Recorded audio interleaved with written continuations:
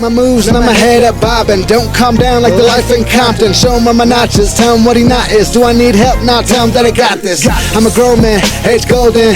Depend on nothing but my own hand. West of the map, I was born to attack. My hat to the back when I go in.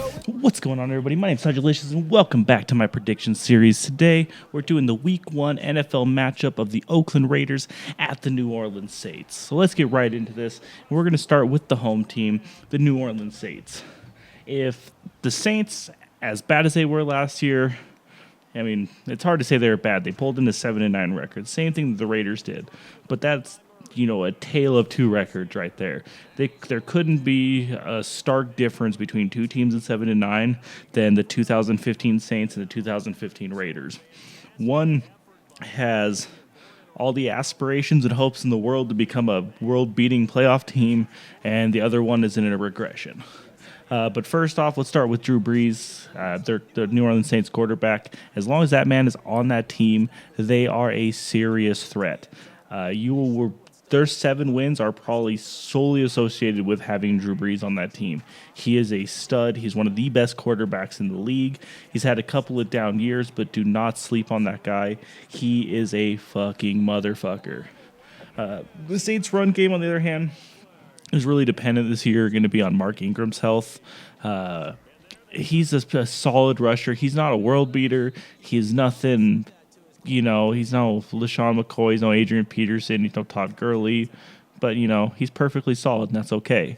Behind him is C.J. Spiller, who, outside of that 2012 year in Buffalo, kind of in a shell of himself. Behind him, and this guy actually might challenge C.J. Spiller for his spot as the third down, scat back, speed specialty back, whatever you want to call it, that the Saints like to use, is rookie Daniel Lasco out of California. That kid's had a pretty nice little preseason.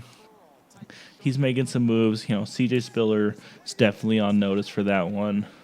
The receiving core for the Saints is a little up in the air right now. It's not the greatest. It's one of the bottom end of the league. I mean, they've lost every one of their stalwarts: Marquise Colson, Kenny Stills, Jimmy Graham the other year to the Seahawks. But this unit right now is led by third-year wideout Brandon Cooks and Willie Snead. Both those guys are serviceable wide receivers, and the great thing about being with Drew Brees is that guy's going to put that ball in your numbers every single time. It's that easy. He's just going to throw laser beams and hit. All you got to do is catch the ball. Do the simplest thing a receiver can do. He's not going to make you go up for him. He's not going to, he's going to put the ball exactly where it needs to be. Like I said, Drew Brees is a motherfucker, one of the greatest quarterbacks living.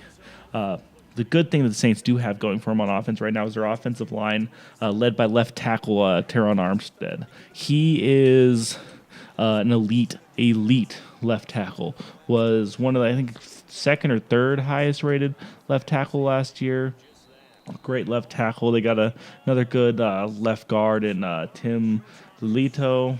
Center Max Unger. He's been around the league for a while. Not the greatest run blocker, but keeps people off of Drew Brees pretty good. Zach Strife was one of the top 3. He was a top-rated right tackle, I believe, a couple of years ago. Really good offensive line for these guys. Solid unit. They need that. Their other side of the ball, defense right now, this is where it gets scary for the Saints because their defense front 7 is shit. They have lost to everybody. They tried as best they could with the 12th overall pick this year to bring in defensive tackle Sheldon Rankins from Louisville, but they lost him on IR. He's on IR for some leg injury. I didn't really read into the whole what actually happened to him, but I know he's gone for the year. Nick Fairley, who I know they brought in, I've seen a lot of talk that they're not really liking what they've seen out of him. Last year, the secondary was fucking atrocious. Those guys were bad. Led by Dennis Allen, old Raiders head coach, just shit garbage. Worst fucking secondary ever. You do not want have that in this league right now. They had Brandon Browner, who was Pro Football Focus's worst graded football corner in their 10-year history. That is fucking trash. So when it comes to this game against the Raiders, I see the offensive line is going to keep Khalil Mack, Bruce Irvin, and company off of off of Drew Brees pretty decently. I think they're going to get some pressure. I wouldn't be surprised if Khalil Mack gets a sack or his presence gives somebody like Jihad Ward or D'Amico Autry, one of those guys, a sack. I wouldn't be surprised there, one of the linebackers. Drew Brees is smart, plays good football. I don't see him quite being, complete.